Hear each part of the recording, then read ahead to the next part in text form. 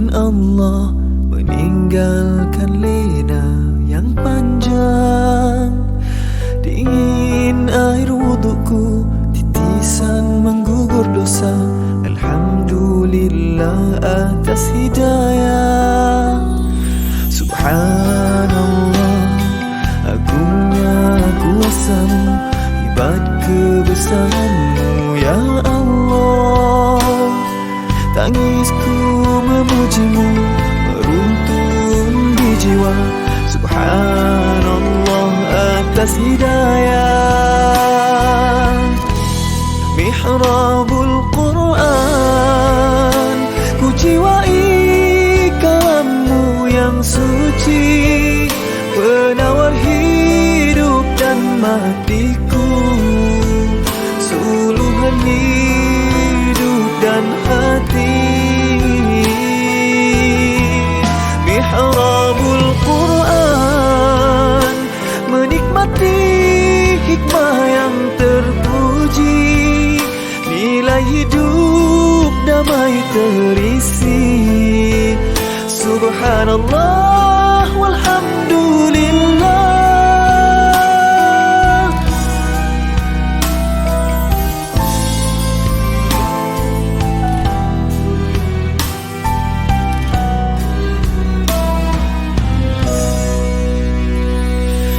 Alhamdulillah, dikejutkan Allah meninggalkan lena yang panjang, dingin air wudukku, titisan menggugur dosa. Alhamdulillah atas hidayah. Subhanallah, agungnya kuasamu, hebat kebesaranmu ya Allah. Tangisku memujimu, meruntun di jiwa. Subhanallah atas hidayah. Subhanallah, alhamdulillah. Subhanallah, alhamdulillah.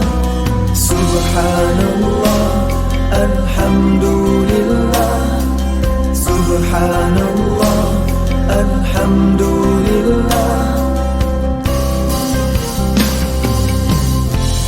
Mihrabul Quran, ku jiwai kalammu yang suci, penawar hidup dan matiku, suluhan hidup dan hati. Mihrabul Quran, menikmati hikmah yang terpuji, nilai hidup damai terisi. Subhanallah walhamdulillah. Hasbunallah wa ni'mal wakil, cukup denganmu untuk hidupku, siang dan malamku, suka dan dukaku, dengan kalammu aku bahagia ya Allah.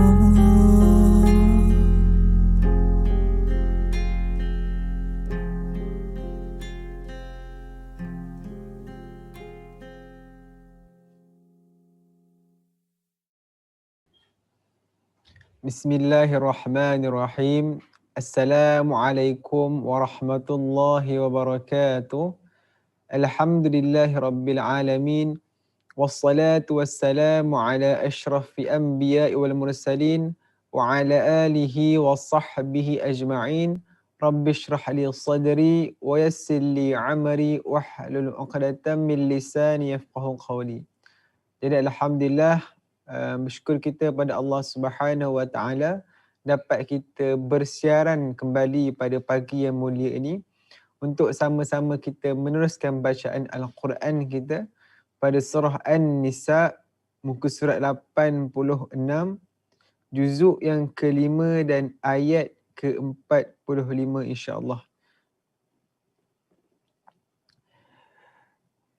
Bismillahirrahmanirrahim. Wallahu a'lamu bi'a'daikum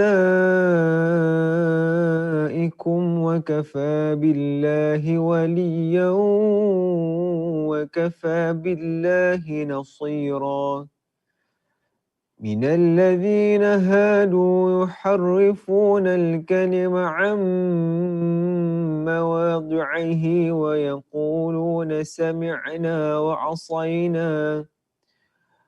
ويقولون سمعنا وعصينا واسمع غير مسمع وراعنا ليا بألسنتهم وطعنا في الدين ولو أنهم قالوا سمعنا وأطعنا واسمع وانظرنا لكان خيرا لهم وأقوم ولكن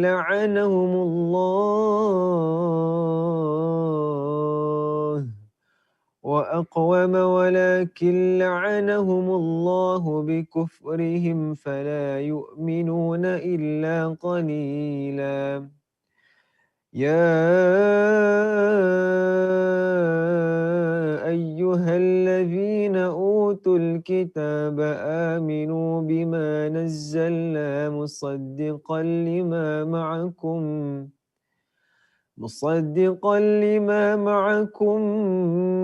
من قبل أن نطمس وجوها فنردها على أدبارها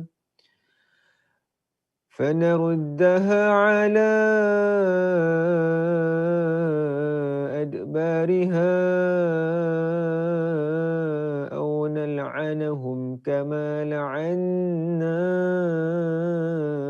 أصحاب السبت وكان أمر الله مفعولا. إن الله لا يغفر أن يشرك به ويغفر ما دون ذلك لمن يشاء ومن يشرك بالله فقد افترى إثما عظيما. ألم تر إلى الذين يزكون أنفسهم بل الله يزكي من يشاء ولا يظلمون فتيلا. انظر كيف يفترون على الله الكذب وكفى به إثما مبينا. ألم تر إلى الذين أوتوا نصيبا من الكتاب يؤمنون بالجبت والطاغوت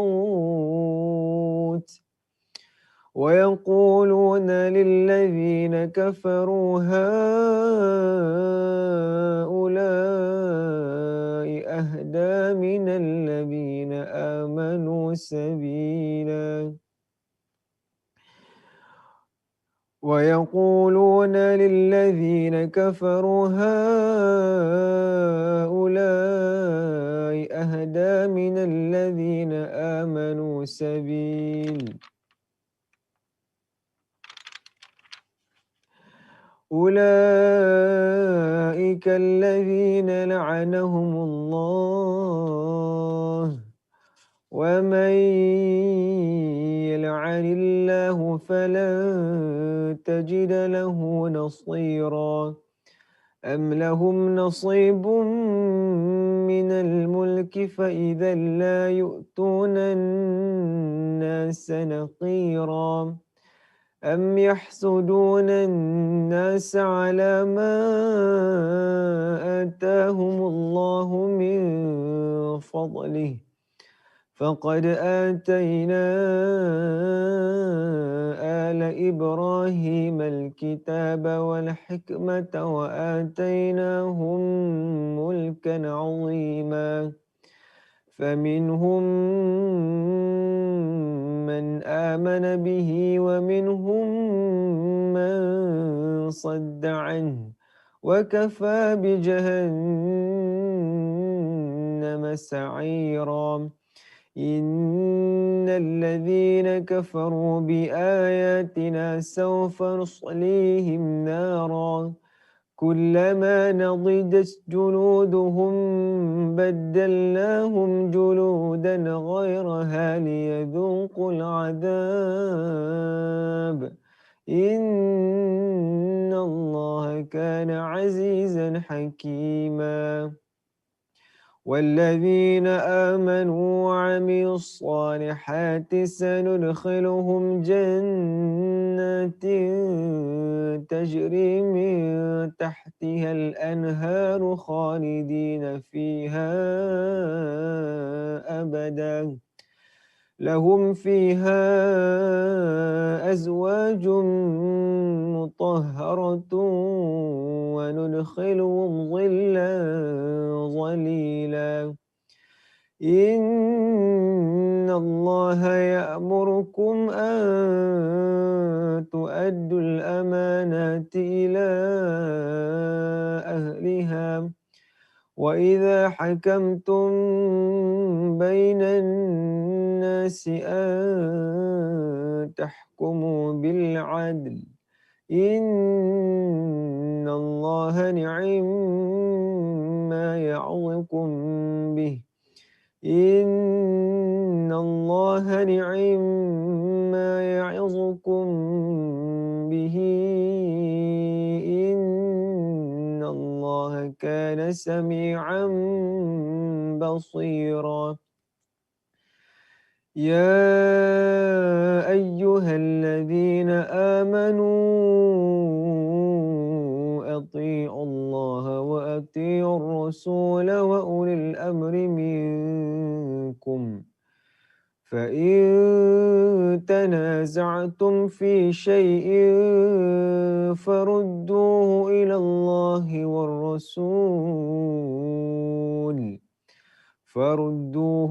الله والرسول إن كنتم تؤمنون بالله واليوم الآخر ذلك خير وأحسن تأويلا ألم تر إلى الذين يزعمون أنهم آمنوا بما أنزل إليك وما أنزل من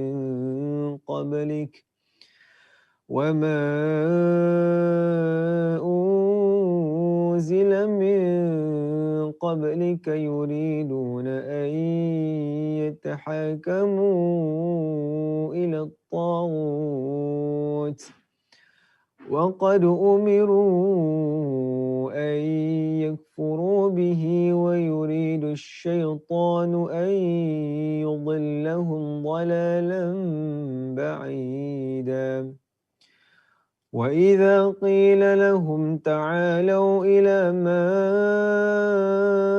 أنزل الله وإلى الرسول رأيت المنافقين يصدون عنك صدودا فكيف إذا أصابتهم مصيبة بما قدمت أيديهم ثم جاءوك يحلفون بالله إن أردنا إلا إحسانا وتوفيقا أولئك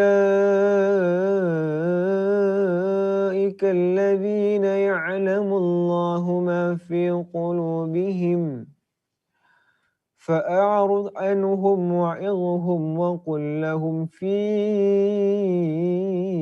أنفسهم قولا بليغا وما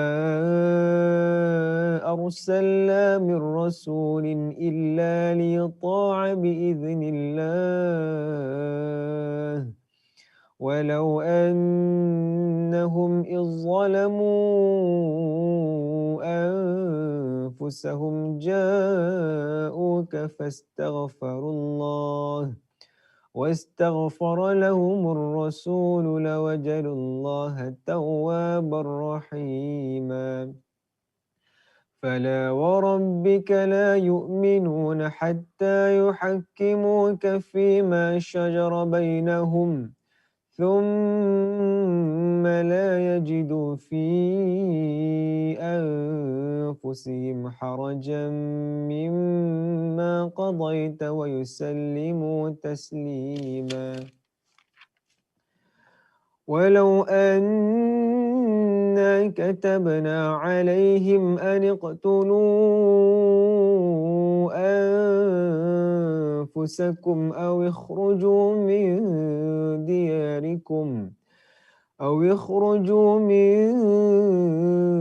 دياركم ما فعلوه إلا قليل منهم ولو أنهم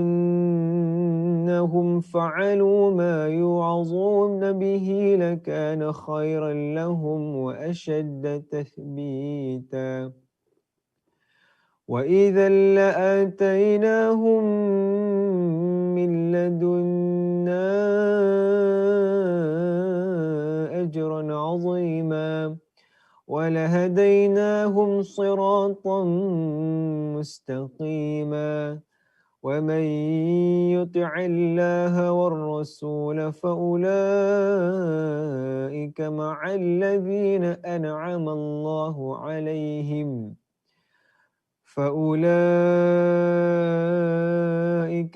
الذين أنعم الله عليهم من النبيين والصديقين والشهداء والصالحين وحسن أولئك رفيقا ذلك الفضل من الله وكفى بالله عليما يا أيها الذين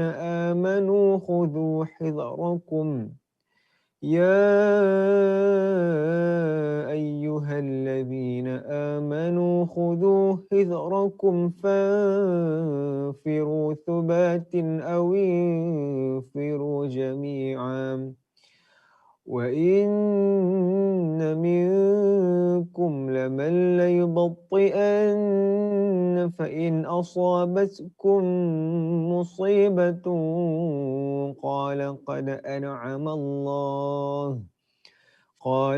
أنعم الله علي إذ لم أكن معهم شهيدا ولئن أصابكم فضل من الله ليقولن كأن لم تكن بينكم وبينه مودة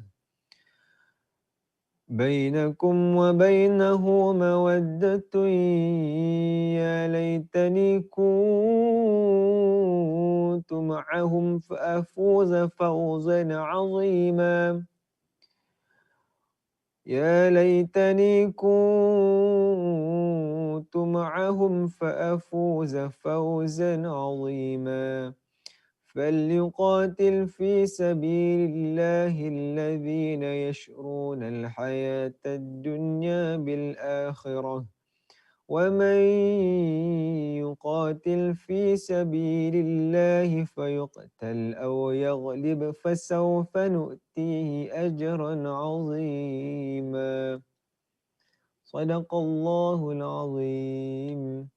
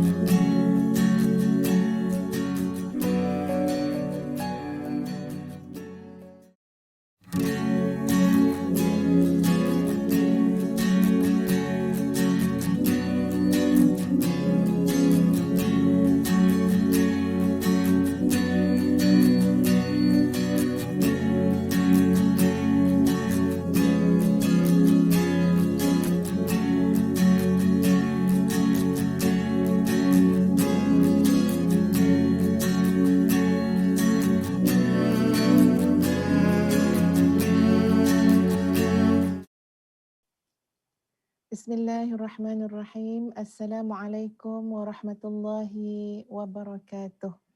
Alhamdulillah wassalatu wassalam ala Rasulillah wa ala alihi wa ashabihi wa mawalah.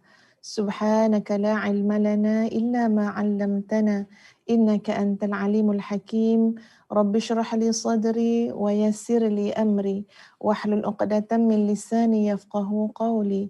Rabbi yassir wa la tu'assir wa tammim bil khair, amma ba'd. Jemput sahabat-sahabat sekalian ya untuk bersama-sama dalam mihrabul Quran, share dengan sahabat-sahabat kita, keluarga, anak-anak, adik-beradik insya-Allah. Dan mari kita mulakan pertemuan kita pada pagi ini. Mudah-mudahan diberkati Allah. Kita mulakan dengan menghayati Ummul Quran. Al-Fatihah. Bismillahirrahmanirrahim. Alhamdulillahi Rabbil Alamin. Ar-Rahmanir Rahim. Maliki Yawmiddin. Iyyaka na'budu wa iyyaka nasta'in. Ihdinas siratal mustaqim. صراط الذين أنعمت عليهم غير المغضوب عليهم ولا الضالين.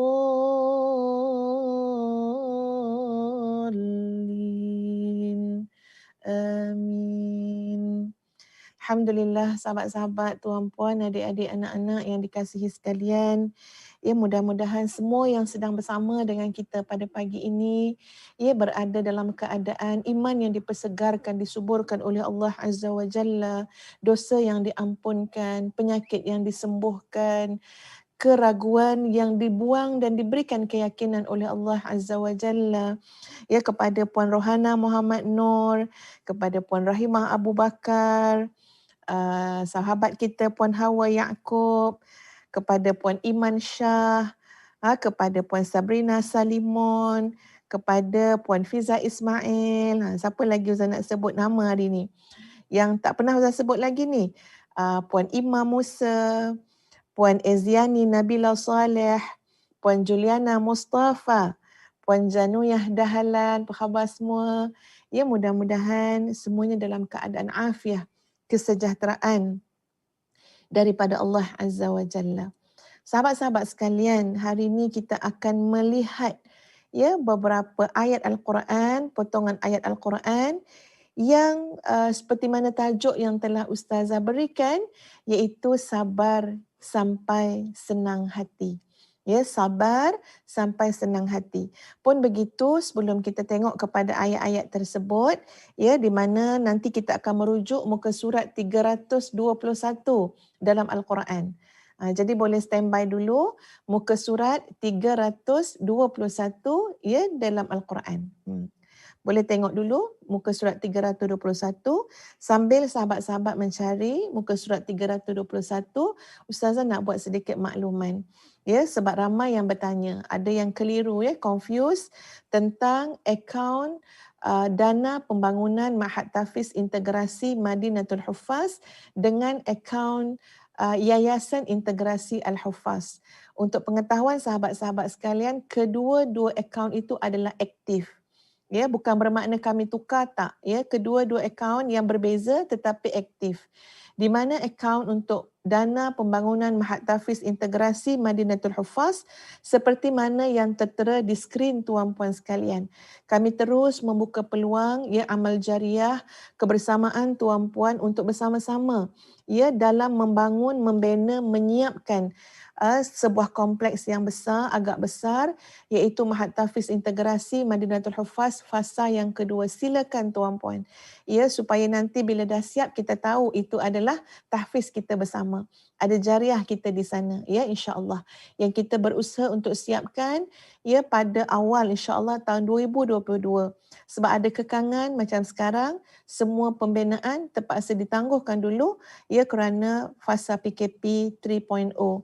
Dan dana untuk Yayasan Integrasi Al-Huffaz adalah dana yang digunakan untuk tujuan yang telah disebutkan semalam, untuk tujuan pendidikan, kebajikan, dakwah, pembangunan insan dan kemahiran hidup yang fokus utamanya kepada Ahlul Quran, kepada orang yang terlibat dalam hafazan Quran, pendidikan Al-Quran, tahfiz Quran, institusi Quran. Itu yang fokus utama, tetapi juga turut melibatkan sahabat-sahabat kita di luar sana, ummah yang mungkin sangat terkesan dengan pandemik COVID-19 untuk waktu ini.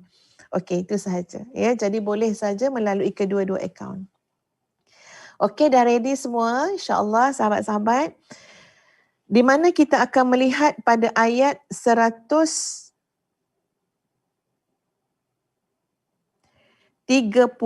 hingga 132 dalam surah Taha pada muka surat 321.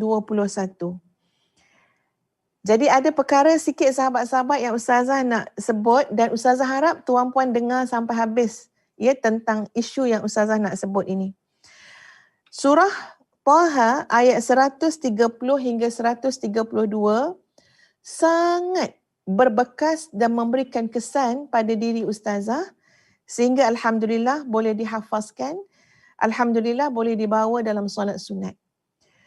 Ada satu kisah di sebalik itu tuan-puan sekalian, dan kisah yang Ustazah sebut ni mungkin terkait juga dengan isu yang ramai orang bertanya tentang bagaimana orang yang buka Al-Quran, nampak ayat tu, surah tu atau mana-mana ayat yang dia buka dan dia meyakini itu adalah petunjuk Allah kepada dia. Baik, Ustazah akan jawab isu tu sebab sahabat-sahabat sekalian, ini adalah antara ayat tuan-puan sekalian yang pada satu ketika itu sahabat-sahabat sekalian Ustazah mengalami kesulitan. Mengalami kesulitan, memang sangat-sangat mengharapkan petunjuk daripada Allah Azza wa Jalla, sangat-sangat. Solat hajat, minta nasihat daripada orang lain, dan kemudian tak kira masa, pagi, petang, siang, malam, rasa hati tu tak sedap, keluh kesah dan sebagainya.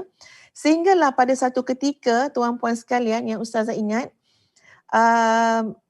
Ustazah sedang menanti Ustaz keluar daripada kereta, Ustazah dalam kereta, menanti Ustaz ada jumpa dengan kawan dia. Jadi lama menanti, Ustazah terus berdoa pada Allah, ya Allah, tolonglah ya Allah, bagilah petunjuk ke aku. Redakanlah ketegangan dalam jiwaku. Ini kisah benar yang Ustazah cerita pada tuan-puan Tolong dengar sampai habis sebab Ustazah akan berikan penjelasan kepada konsep kepada konsep daripada cerita tadi. Jadi Ustazah minta, ya Allah ya Tuhan, tolonglah ya Allah, bagilah aku petunjuk. Solat hajat sudah, berdoa juga sudah. Jadi dekat dashboard kereta tu ada Al-Quran, ada Al-Quran. So Ustazah memang ambil Quran, sambil berdoa, wahai Allah, redakan ketegangan dalam hatiku. Jadi Ustazah buka tuan-puan sekalian Al-Quran, dan memang buka saja Quran, Ustazah bertemu dengan surah Taha, penghabisan surah Taha dan awal suratul Anbiya. Jadi Ustazah baca daripada awal sampai akhir, dan bila baca tu tuan-puan sekalian, bertemulah dengan ayat 130 hingga 132 yang kita akan baca sebentar lagi. Dan ketika itu saya rasakan, Masya Allah, Subhanallah, aku rasa macam tak pernah baca pula ayat ni. Macam first time pula jumpa ayat 130 ni sampai 132 ni. Dan Subhanallah, terasa bahawa ini adalah maknanya sesuatu yang kita boleh jadikan sebagai pedoman dalam hidup kita, di mana ayat ini menyuruh kita supaya bersabar. Muslimin muslimat yang dikasihi sekalian, Puan Asmar, Nida, Puan Juliana, dengar baik-baik. Ini penjelasan Ustazah terhadap isu yang orang sebut sebagai garpu tala. Dan tadi dengar kisah Ustazah pernah berlaku dalam hidup Ustazah, dan Ustazah sampai hari ini ingat ayat ni. Tolong dengar baik-baik tentang bolehkah kita mengambil panduan, maknanya okey tutup Quran macam ni, lepas tu buka Quran dan kita kata inilah ya Allah suruh kita buat. Inilah keputusan yang kita nak ambil. Maka di sana sahabat-sahabat sekalian, ia kena dilihat dengan perspektif yang tepat. Ya. Kita mendengar ada pihak yang terus saja mengatakan okey benda ni benda yang salah, ya, benda yang menyimpang daripada syariat, benda yang sesat dan sebagainya. Ada yang mengatakan demikian.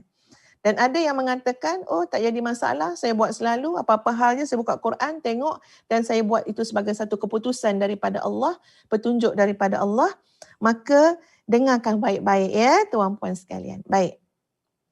Satu perkara yang mesti diimani dan diyakini adalah Al-Quran merupakan petunjuk sepanjang zaman, sumber yang paling utama yang tidak adalah, yang bukan dalam maksud memilih ayat-ayat terpilih sahaja dan meninggalkan ayat-ayat yang lain. Okey? Itu adalah konsep yang mesti diimani dan diyakini.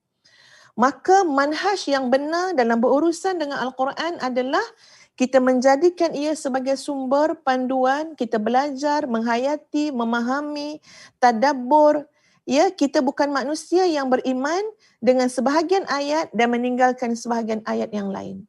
Mesti ada satu keyakinan dalam diri kita untuk menjadikan Al-Quran sebagai manhaj hidup, sumber, pedoman, bimbingan, petunjuk dalam hidup, dan kita bukan semata-mata menjadikan Al-Quran sebagai menjadikan Al-Quran dengan metod tadi, dengan cara tadi, apa dia?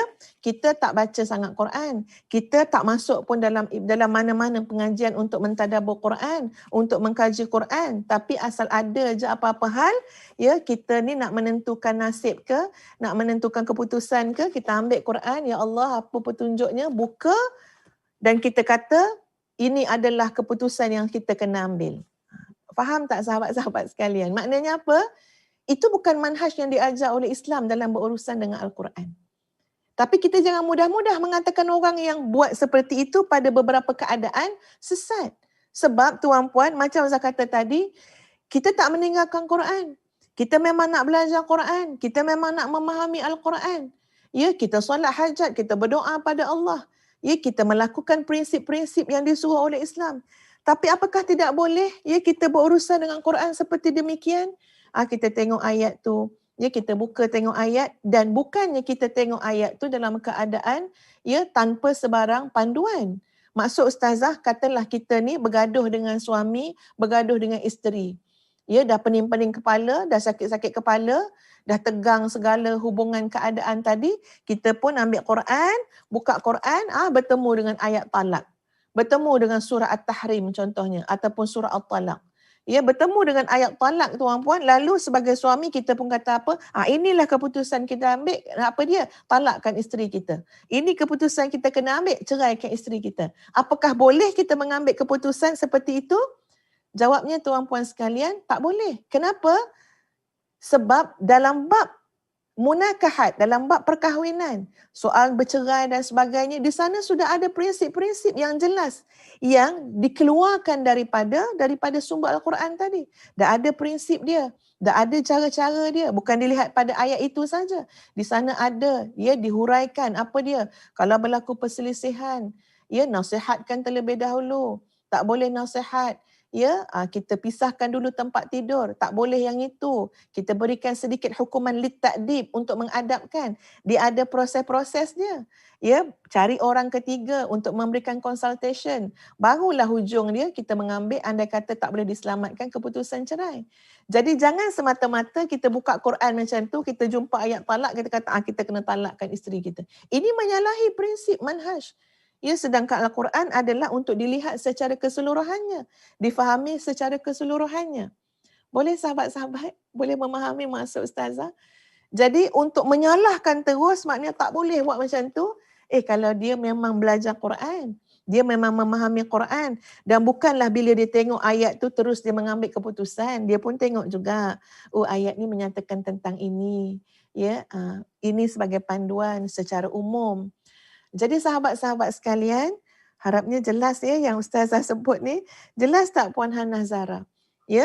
Tapi kalau semata-mata kita menjadikan macam tilikkan nasib, ya, kita tak pegang pun Quran ni sebagai panduan hidup, ya, kita tak menjadikan pun Al-Quran sebagai dengan manhaj yang benar, ya, yang telah pun dinyatakan dalam Islam. Tapi kita cuma nak ambil juzuk tentang apa? Makna kita nak ambil sikap, macam itulah. Ya, kalau ada masalah apa, ambil tengok, inilah dia. Itu tak boleh lah. Sebab apa? Sebab penghayatan kepada seluruh ajaran dalam Al-Quran kita abaikan. Ya, bahkan kita tidak merujuk dengan orang-orang yang lebih arif, ya, yang lebih pakar tentang perkara-perkara tersebut. Jadi ustazah juga tidaklah bersetuju sekiranya ia dijadikan satu metod ataupun satu manhaj, ya, yang maknanya apa-apa hal je buat macam tu. Taklah, ya, ustazah tadi pun mengatakan pada satu detik dalam hidup ustazah, ya, kadang-kadang pernah juga melakukan demikian setelah minta petunjuk daripada Allah Azza wa Jalla, dan bila kita buka, ya, ada masanya betul ayat yang kita jumpa tu, Masya Allah, Subhanallah, itu seperti sebuah keperluan sangat ketika itu terhadap isu yang kita hadapi. Tapi tidak jarang juga kalau kita buka, ya, tapi kita tengok macam tak ada kaitan pula dengan isu yang kita sedang hadapi. Jadi maknanya itu bukanlah metod, ya, yang metod yang boleh diterima pakai satu-satunya, ya, dalam kita berurusan ataupun bermuamalah dengan Al-Quran. Sebaliknya, sahabat-sahabat sekalian, kena dilihat, kena difahami, kena dihayati Al-Quran sebagai, ya, manhaj yang utama dalam hidup kita untuk dijadikan seluruhnya rujukan, panduan, sumber, ya, dalam kehidupan. Mohon maaf panjang sikit, ya, ustazah menjelaskan itu pun dah cuba ringkaskan dah, ya. Jadi ustazah, ya, dalam bab maknanya mudah-mudah mengatakan sesat dan sebagainya, ustazah tidak bersetuju. Sebaliknya berikan saja panduan, ya, bimbingan, ya. Mungkin kadang-kadang tanpa disedari masyarakat tersilap dalam isu itu, tidak melihat secara yang lebih komprehensif dan sebagainya, maka kita sebagai pembimbing, bimbing sahaja, ya, tidaklah menjadikan itu sebagai tidak melabel, ya, sesat dan sebagainya. Sebaliknya kena dilihat, ya, saudara-saudara kita yang mungkin pernah bercakap seperti itu, mungkin dia bercakap, ya, pada konteks yang kita kena fahami dengan lebih baik. Bukan maknanya itu jadi manhaj, apa-apa hal buka aja, tak kira lah ayat apa pun, kira itu keputusan. Tak, ya, sebab cara kita nak bermuamalah dengan Quran itu jelas, ya, dengan mengkaji, mencari ilmu, merujuk para alim ulama dan sebagainya, barulah kita boleh kata itu boleh menjadi sebuah keputusan ataupun tindakan dalam kehidupan kita. Baik. Kita akan baca ayat ni sahabat-sahabat, ya, kepada sahabat-sahabat yang ada masalah ke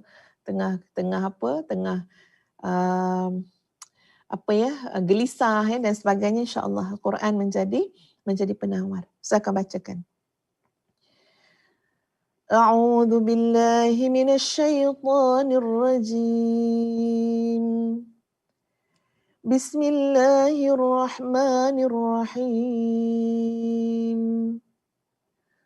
Fasbir ala ma yaqulun wasabbih bihamdi rabbika qabla tulu'i syamsi wa qabla ghurubiha wa min ana'il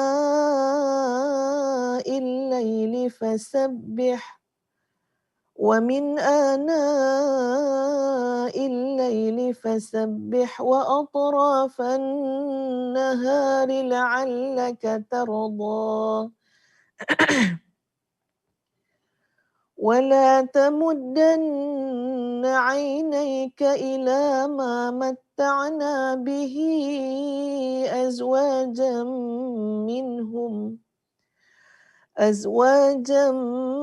منهم زهرة الحياة الدنيا لنفتنهم فيه ورزق ربك خير وأبقى وأمر أهلك بالصلاة واصطبر عليها لا نسألك رزقا نحن نرزقك والعاقبة للتقوى.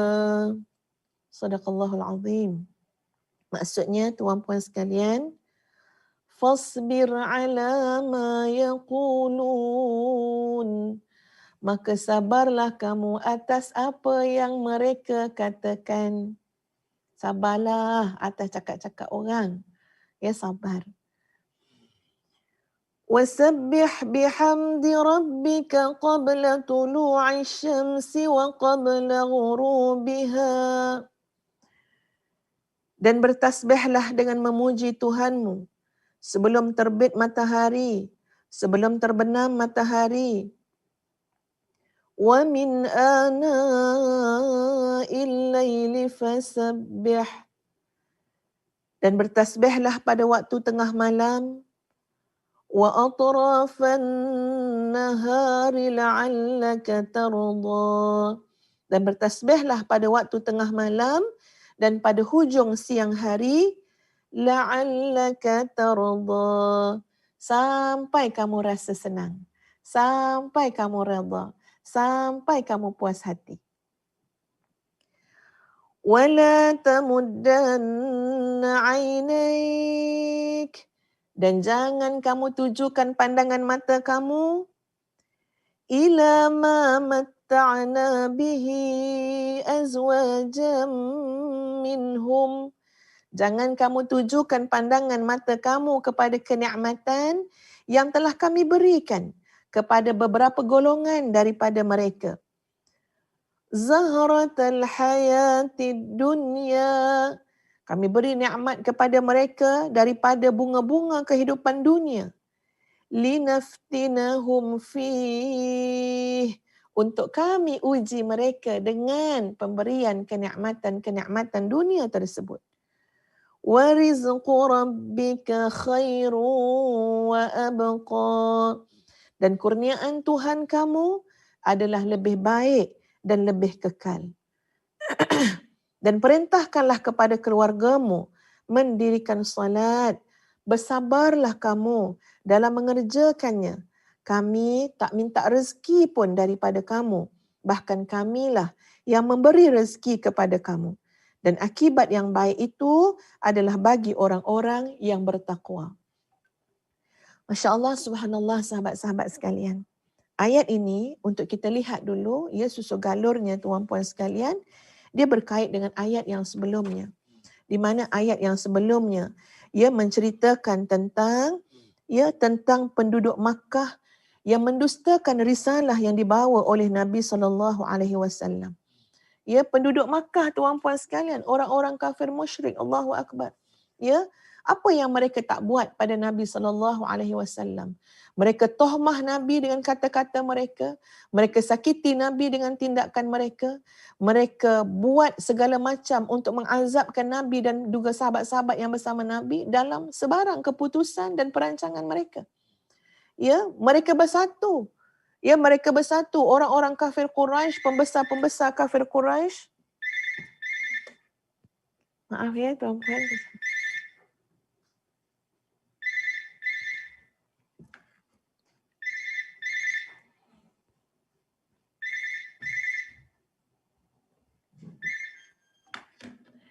Ya, mereka bersatu tuan-puan sekalian, orang-orang kafir Quraisy, pembesar-pembesar kafir Quraisy yang Masya Allah, subhanallah ya tuan-puan sekalian, Allah beri kepada mereka kenikmatan dunia, jawatan, kekuasaan, kebesaran, dan mereka-mereka ini berkumpul dengan secara fizikalnya kelihatan sangat gagah. Ya, secara fizikalnya tuan-puan sekalian boleh buat kecup hati. Mereka orang yang ada harta, mereka orang yang ada jawatan. Mereka ada segala mekanisme, ya, untuk apa? Untuk meluaskan kata-kata mereka, ya, pengaruh mereka kepada masyarakat di Mekah untuk menentang Rasulullah sallallahu alaihi wasallam. Bayangkan sahabat-sahabat, kita baru orang kata kat kita. Berapa orang yang mengata kat kita? 4 orang je. Katalah tengok ya dalam komen-komen yang ada tu, ya, alah ada 4 orang. Dia beri komen yang negatif kepada kita. Dia beri komen yang menyakitkan hati kita. 4 orang bagi kita komen tu pun silap-silap ya tuan-puan sekalian. Ya, silap-silap tuan-puan sekalian, kita makan tak lalu, tidur tak lena, sakit sangat hati kita, menderita kita, boleh kemurungan kita. Agak-agak tuan puan, kalau ada 1,000 orang yang mengutuk kita, 1,000 orang yang mengata kita, ya silap-silap, memang boleh jadi kemurungan. Tutup handphone, tak buka media sosial terus. Kenapa? Kesan daripada tohmahan orang. Kesan daripada kata-kata orang. Padahal tuan puan sekalian, orang tu tak kenal pun kita. Kita pun tak kenal dia. Silap-silap guna nama samaran bila komen kita. Ya, bila mengutuk. Kita tak kenal dia pun. Cuba bayangkan tuan-puan sekalian, apa yang berlaku kepada Rasulullah sallallahu alaihi wasallam. Yang kutuk Nabi, yang fitnah Nabi, yang tohmah Nabi, kadang-kadang merupakan di kalangan keluarga Nabi sendiri. Ya, bapa saudara Nabi, ya, sepupu Nabi, ada kaitan sama kabilah dengan Nabi sallallahu alaihi wasallam.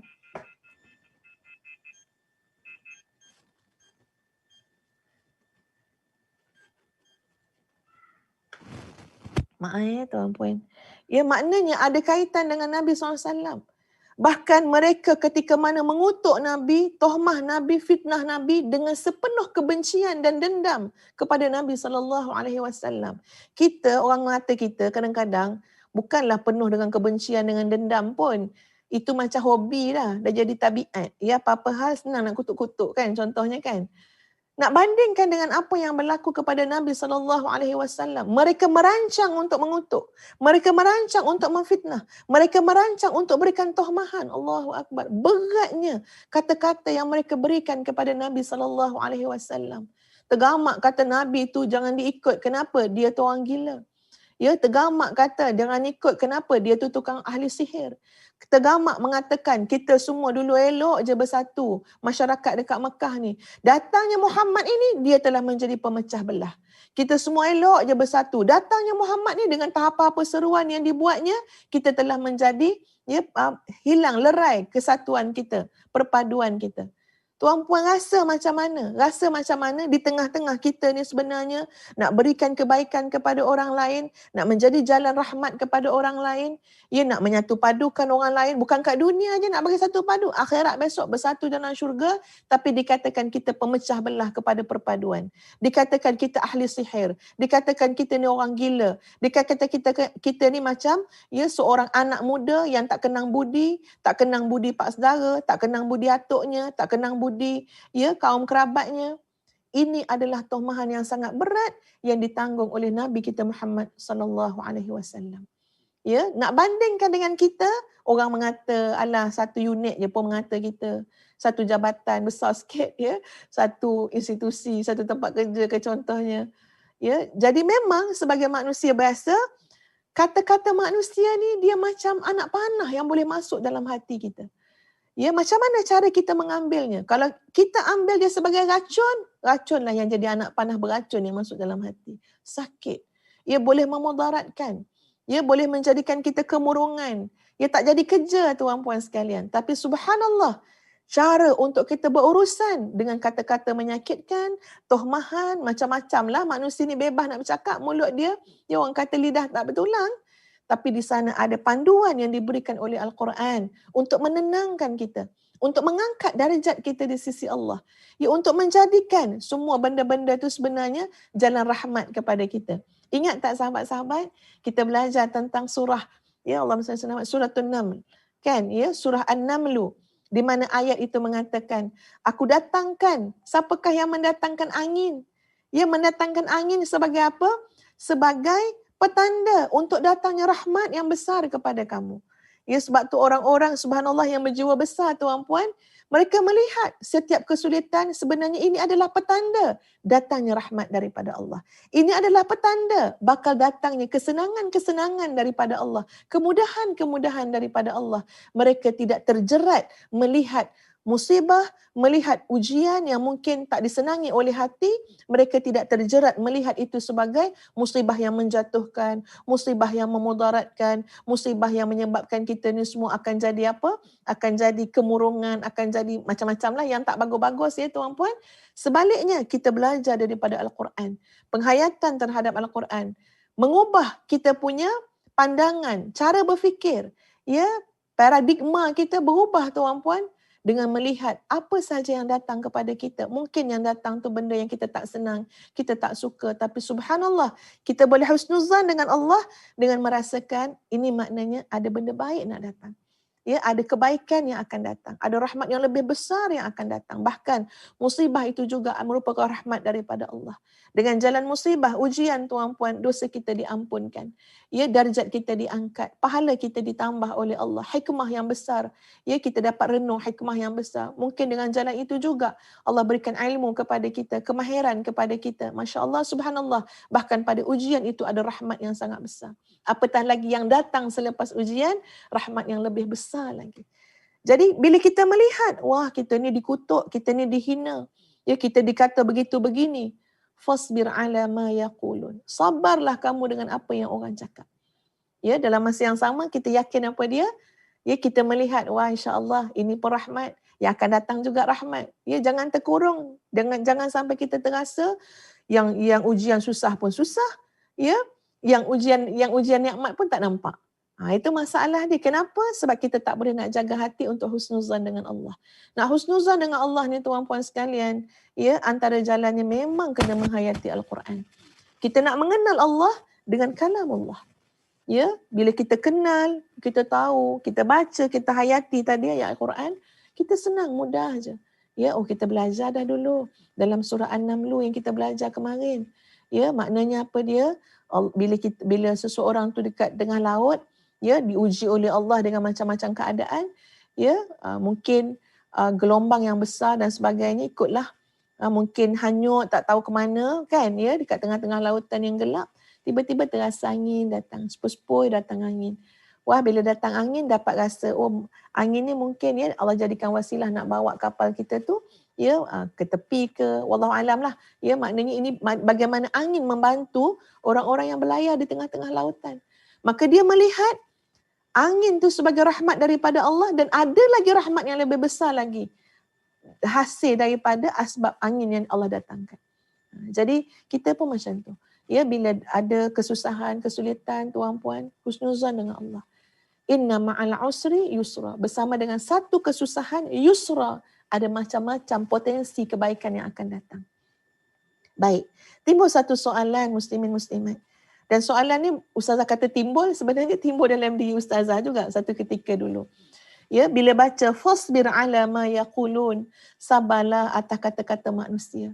InsyaAllah nanti ya Ustazah nak sebut juga sikit sebanyak ya tuan-puan, untuk melihat bagaimana gambaran ujian yang dilalui oleh Rasulullah sallallahu alaihi wasallam. Ya, ujian yang Nabi lalui ni tuan-puan, dah disakitkan dengan kata-kata, dengan perkataan. Tak cukup dengan itu, mereka nak sakitkan dengan penghinaan secara tindakan. Sebab itu, ya, contoh ya sahabat-sahabat sekalian, contoh macam Abu Jahal. Ya, macam Abu Jahal tuan-puan sekalian, ia sampai himpunkan orang-orang kafir Quraisy ni dan bagi tahu, aku nak patahkan tengkuk Muhammad. Aku nak patahkan tengkuk Muhammad. Oh, disambut oleh sorak-sorak sorakan oleh orang kafir Quraisy. Oh, seronoklah nak tengok Abu Jahal patahkan tengkuk Muhammad itu. Ustazah cakap macam tu macam kata pindah pada orang kafir Quraisy itulah kan ya.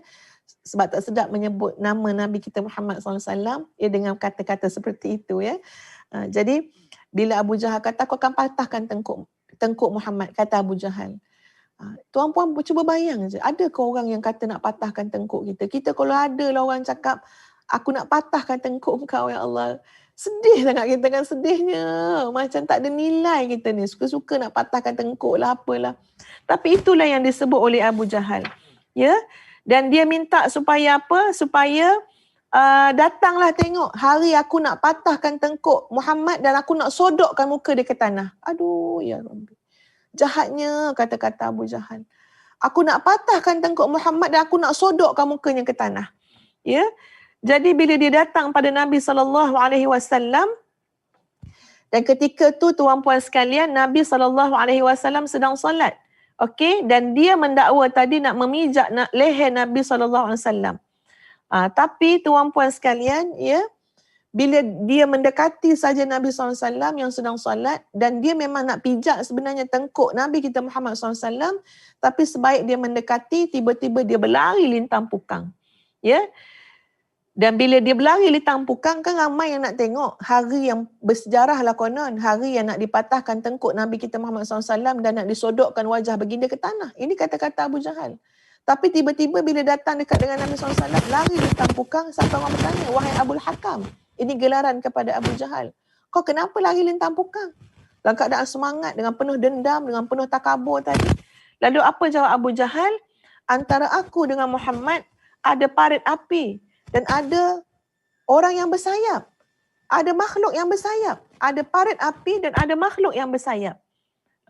Jadi Nabi SAW menjawab, kalaulah Abu Jahal itu datang juga menghampiri aku dalam keadaan dia sudah melihat adanya parit api dan adanya makhluk yang bersayap, kalau Abu Jahal datang juga, merentasi juga, maknanya kerana jahat dendam dia tadi, maka malaikat, sebab itu adalah malaikat ni yang jaga Nabi, malaikat akan merentap anggota tubuhnya satu persatu sehingga dia terburai anggota tubuh Abu Jahal tadi.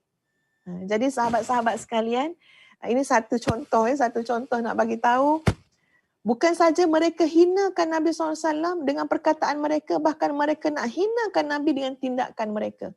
Kezaliman yang mereka nak buat pada Nabi SAW. Balik pada yang tadi, soalan yang selalu timbul apa dia? Ialah cakap sabar senang. Siapa-siapa pun jumpa kita tengah susah hati dan kata pada kita, sabarlah. Kadang-kadang terdetiklah mati kita, ialah tak kena kat batang hidung kamu. Mungkin macam tu tuan-puan. Nak beritahu, sabar adalah perkataan yang mungkin senang untuk kita sebut di lidah, tapi kita selalu mengatakan sabar tu susah. Bukan senang nak sabar. Kita selalu kata sabar tu susah. Orang ada masalah dengan anak-anak, tuan-puan. Ada banyak ni masalah anak-anak ni, tuan-puan sekalian, yang rujuk juga. Minta pandangan ustazah jugalah. Anak-anak yang pada usia 12 hingga 17 tahun, dia nak mencari personaliti diri, dia kelihatan kemurungan. Dia kadang-kadang mengatakan, tak ngam dengan ayah, tak ngam dengan mak, ayah begitu begini. Dia ungkit balik semua benda yang berlaku. Yang kadang-kadang ayah tu pun keliru. Ayah tu kata, saya tak adalah garang sangat. Saya tak adalah pukul anak saya. Tapi kenapa anak saya buat adu-aduan kat sana sini. Dia kata ayahnya ganas, ayahnya kasar, maknya garang. Contoh ni contoh. Tapi ia adalah realiti yang berlaku dalam masyarakat. Kemudian anak ni berkurung, ajak makan tak nak makan. Bahkan ada sampai kes cuba nak mencederakan diri. Padahal masih remaja. Baru umur 13 tahun, baru umur 15 tahun. Cuba duduk kat tempat mak tu. Masya Allah. Pasti kita akan rasa pening kepala. Kita akan rasa, ya Allah, boleh bayang kegelisahan. Boleh bayang macam mana runsingnya hati ibu dan ayah tersebut. Datang orang beritahu, sabarlah kak. Sabar. Dan orang yang bercakap sabar ni mungkin dia pun tak pernah lalui, tak pernah rasa. Sebab itu kadang-kadang orang yang mendengar bila ada orang nasihat supaya sabar, kemungkinan kadang-kadang terlintas dalam hati tu, ialah cakap senang. Dan sebenarnya bila kita cakap pada orang supaya sabar, bukan bermakna kita tak tahu bahawa sabar itu memerlukan kepada kekuatan. Sabar tu benda yang memang kita kena mohon pertolongan daripada Allah, tahu. Tapi sabarlah jalan keluar yang terbaik insya-Allah untuk kita bertemu dengan solusi. Jadi subhanallah, pada ayat ni tuan-puan sekalian, sebenarnya ramuan-ramuan diberikan. Ramuan diberikan. Kalau ada masalah apa pun, kemurungan, kegelisahan, apa segala macam, yang jalan keluarnya adalah kekuatan sabar, dan ada ramuan-ramuan yang diberikan dalam ayat ni, maka kita pindah kepada ramuan yang kedua. Sabar itu mungkin pada sebahagian kita sangat susah, sangat sukar, tapi datang ramuan kedua yang menyokong supaya sabar kita dimudahkan oleh Allah. Datang ramuan yang kedua untuk meneguhkan sabar. Kita rasa sabar tu payah. Cuba yang kedua. Apa yang kedua? Wasabbih bihamdi rabbik. Dan pujilah Tuhan kamu. Masya Allah, subhanallah tuan-puan. Salat dan tasbih ini, sabar dan tasbih ini tuan-puan sekalian, adalah dua perkara yang menjadi ramuan utama sangat. Untuk kita memiliki jiwa yang tenang, menghadapi apa jua cabaran dalam kehidupan. Kita lihat ada orang Masya Allah sabarnya, tabahnya dia. Kekuatan untuk mengukuhkan sabar kita tuan-puan sekalian sangat terkait dengan wasabbih. Bertasbihlah kamu kepada Tuhan kamu. Pujilah Tuhan kamu. Maknanya tuan-puan, alihkanlah perhatian kita pada isu yang sedang berlaku, pada kata-kata manusia, cacian manusia, penghinaan manusia. Alihkan perhatian. Alihkan. Ya, bahkan tuan-puan sekalian, kalau kita nak dalami lagi, sabar dengan kata-kata manusia ni tuan-puan sekalian. Bukan saja pada kata-kata cacian, tapi pujian manusia juga kita kena sabar. Ada orang tak sabar dengan pujian manusia. Terus nak terangkat. Terus nak bangga diri. Ya, terus nak rasa diri hebat. Terus nak rasa begitu begini. Kesian dia.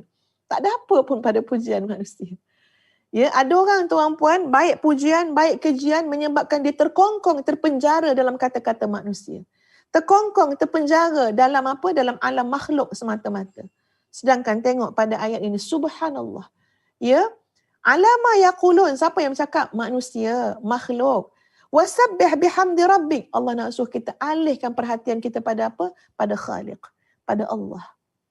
Ya, bila sebut Allah, bila sebut Khaliq yang menciptakan kita, seluruh pada Allah adalah segala-gala yang mulia, yang sempurna, yang hebat, ya, segala-gala yang baik. Ya, subhanallah, maha suci Allah daripada segala benda yang tidak baik. Ya, yang maknanya kepada Allah segala yang baik saja. Maknanya subhanallah. Ini cara hidup kita. Ini cara berfikir kita. Apa dia? Ya, kamu mungkin lelah. Lelah dengan apa? Dengan apa yang manusia cakap. Baik yang manusia cakap berupa kejian, fitnah, tohmahan, sabar juga kalau manusia memuji kamu. Ya, kalau orang tak sabar dengan pujian, dia lupa daratan. Orang tak sabar dengan pujian, dia akan tertipu dengan hakikat yang tidak ada. Dia akan tertipu dengan sesuatu yang tidak ada dan dia meninggalkan hakikat yang ada. Maksud dia apa? Orang puji dia. Padahal orang yang puji dia tak kenal pun dia siapa. Tapi dia sendiri tahu maksiat yang dia buat. Dia sendiri tahu kelalaian yang dia lakukan. Dia sendiri tahu setara mana sangatlah amal soleh dia. Dia sendiri tahu hati dia ni kadang-kadang dengan orang tu benci, dengki segala macam. Tiba-tiba dia lebih percaya dengan sangkaan pujian orang tadi daripada apa yang dia tahu tentang diri dia. Dia manusia yang terpedaya dan tertipu. Sabar. Baik pujian maupun kejian. Sebenarnya alihkan perhatian diri kita kepada apa? Kepada Khaliq. Wasabbih bihamdi rabbik. Bertasbihlah kepada Tuhan kamu. Nak tasbih banyak mana? Nak suruh pusatkan perhatian, tumpukan fokus.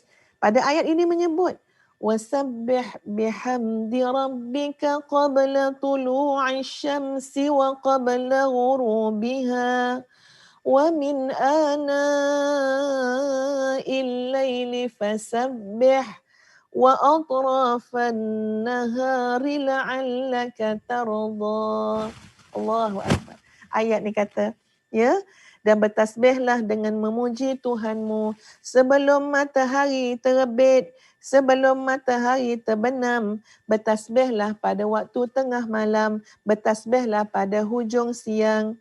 La'allaka tarda, supaya hati kamu merasa senang. Direct ni Allah sebut, ya. Maknanya apa? Dah tumpu perhatian pada Allah. Puji Allah. Nak puji Allah ni tuan-puan sekalian, ini kalau kita tengok bab tasbih pula, ya, bab yang sangat luas. Kalau kita tidak tafakur, kalau kita tidak ta'ammul, kalau kita tidak tadabbur, ya, tasbih itu mungkin tidak dapat dimaknai dengan sebaik-baiknya. Apatah lagi kalau kita melihat pada makna pentafsiran pada ayat ini, yang sebenarnya tasbih dalam bentuk tuan-puan sekalian, iaitu kita melaksanakan solat. Iaitu solat subuh, iaitu solat zuhur dan asar.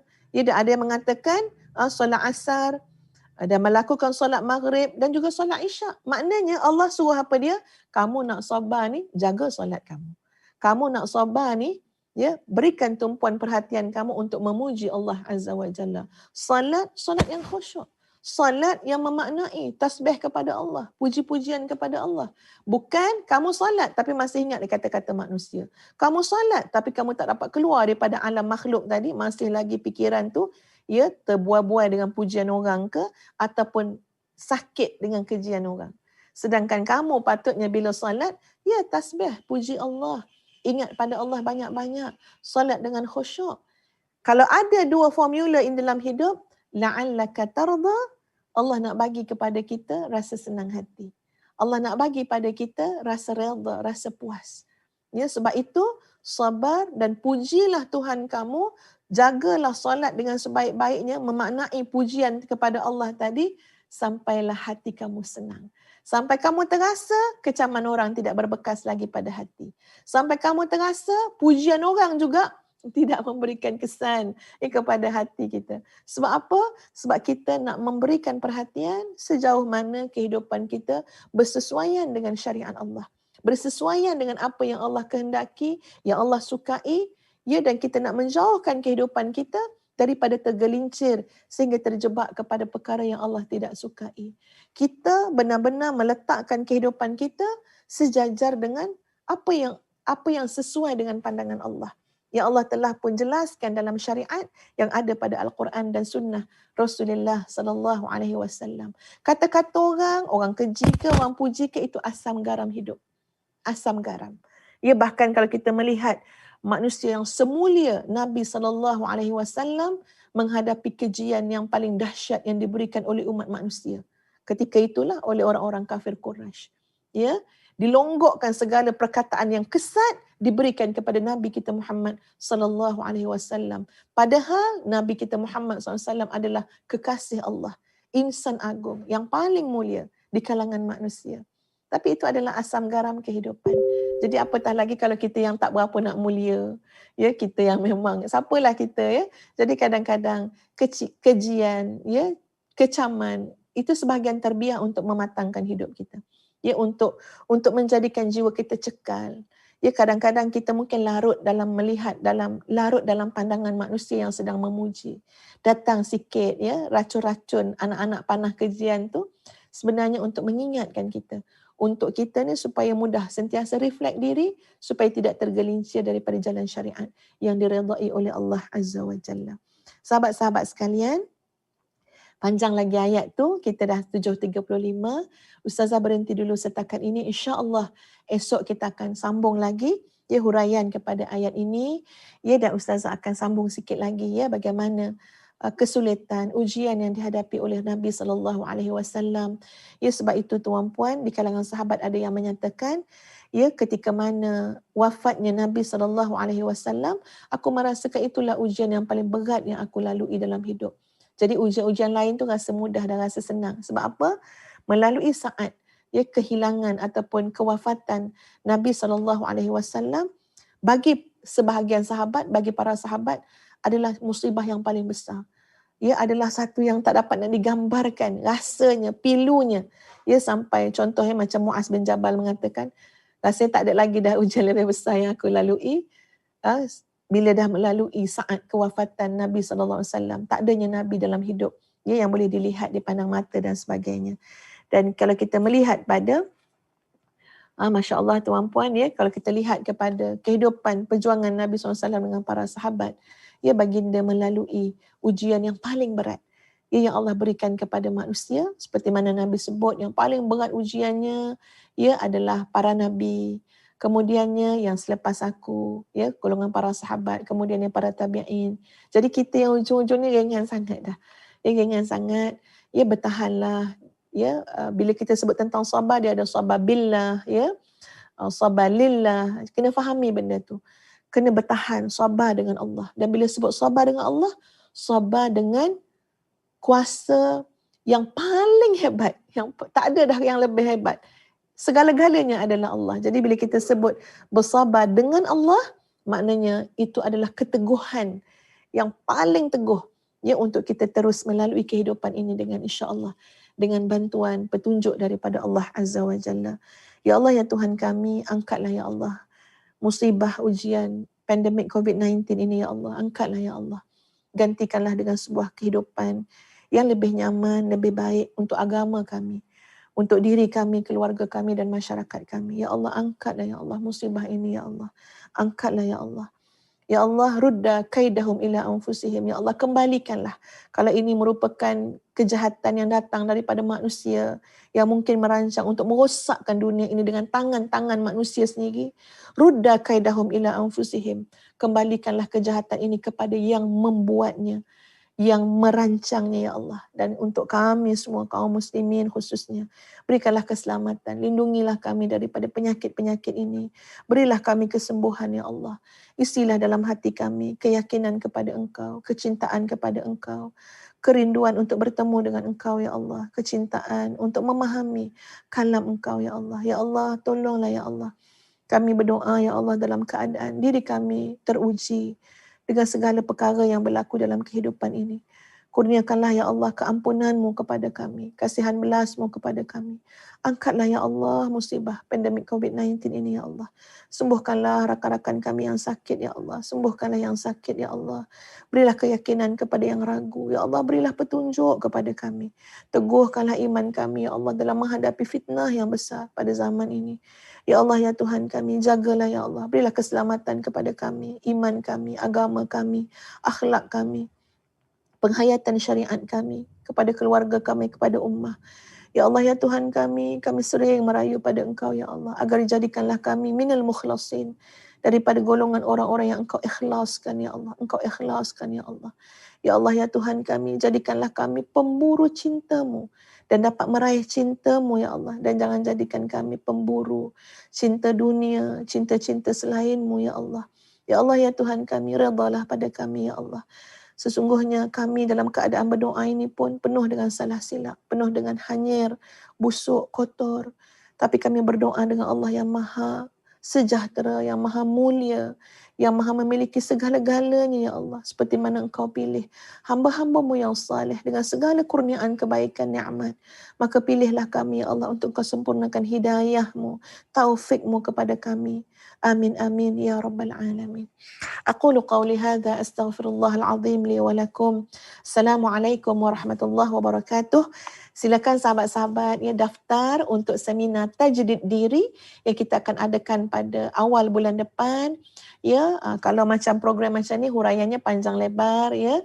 Tapi untuk seminar tajdid diri ustazah sudah pun ya memformulakan insya-Allah 5 tindakan untuk mengubah diri, 5 ya dari sudut emosi untuk mengubah diri, 5 dari sudut langkah dari sudut spiritual untuk mengubah diri yang sudah dikompreskan ya supaya lebih senang kita faham, senang kita ingat untuk menjadikan diri kita lebih baik lagi insya-Allah. Jadi silakan bersama-sama dalam seminar tajdid diri, insya-Allah ya kita akan bincangkan perkara untuk mengubah hidup kita insya-Allah dengan lebih pantas ya. Jadi jangan lupa untuk turut sama daftar segera ya, ajak lagi sahabat-sahabat kita, anak beranak kita untuk mendaftar seminar tajdid diri ataupun ringkasannya study yang akan kita akan bertemu dalam kelompok yang lebih eksklusif lah ya, iaitu dalam satu grup melalui platform Zoom. Boleh bersoal jawab insya-Allah dengan ustazah insya-Allah. Dan terima kasih. Wallahu a'lam. Kita tangguhkan dengan suratul As dan tasbih kafarah.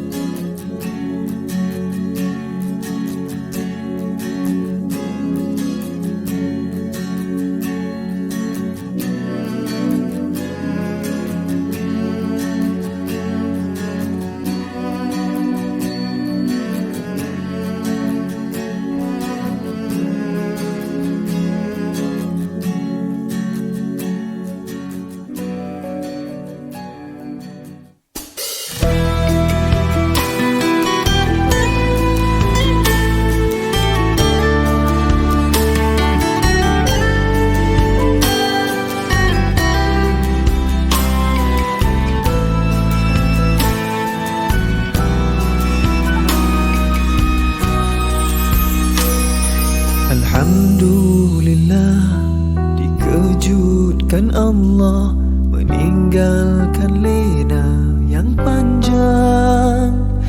Dingin air wudukku, titisan menggugur dosa. Alhamdulillah atas hidayah. Subhanallah, agungnya kuasa-Mu, hebat kebesaran-Mu ya Allah. Tangisku memuji-Mu, meruntun di jiwa. Subhanallah atas hidayah. Mihrabul Quran, ku jiwai kalam-Mu yang suci, penawar hidup dan matiku, suluhan hidup dan hati. Mihrabul Quran, menikmati hikmah yang terpuji, nilai hidup damai terisi. Subhanallah walhamdulillah.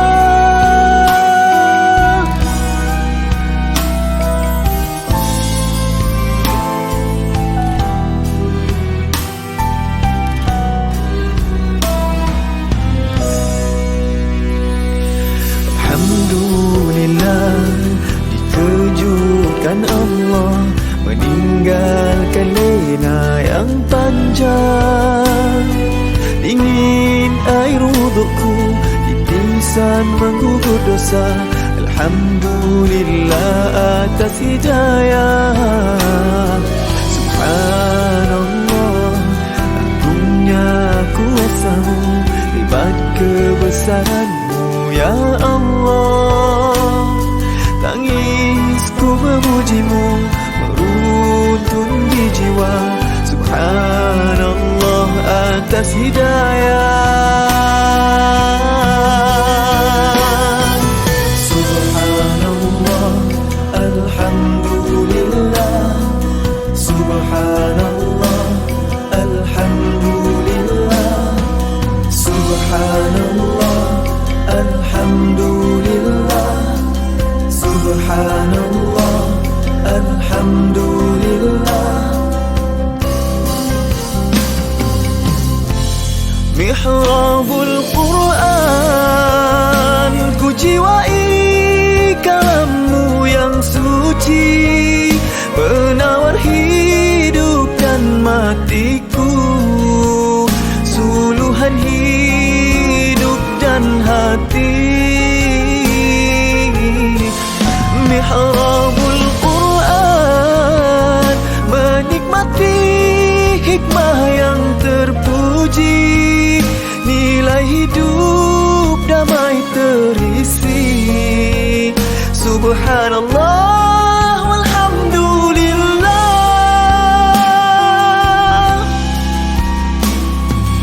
Hasbunallah wa ni'mal wakil, cukup dengan-Mu untuk hidupku.